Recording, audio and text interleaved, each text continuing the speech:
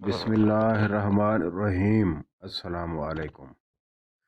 مرشد نے مریدوں پر نظر ڈالی اور اپنا انار کھاتے کھاتے ایک ہونہار مرید کی طرف بڑھا دیا۔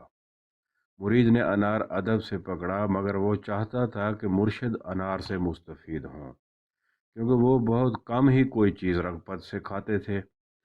اس نے دوبارہ وہ انار اپنے مرشد کی طرف بڑھایا اور کہا، حضرت آپ انار ہی تو شوق سے کھاتے ہیں، آپ ہی تناول فرمائیے، ہم تو روز کچھ نہ کچھ کھا ہی لیتے ہیں۔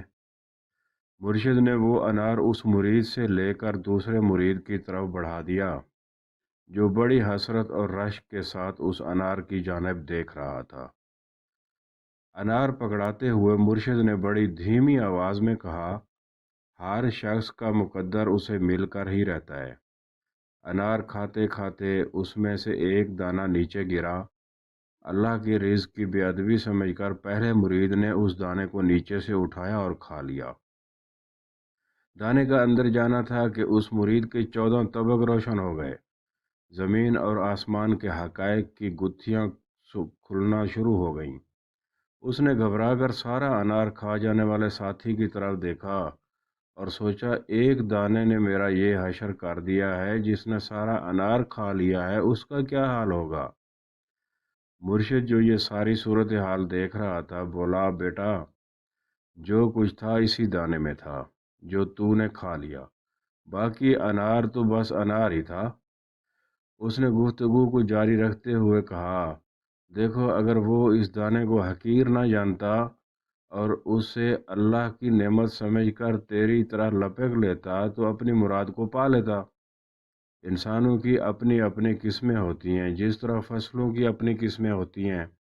کسی کو زیادہ پانی درکار ہوتا ہے، جبکہ وہی پانی دوسری فصل کے لیے نقصان دہ ہوتا ہے۔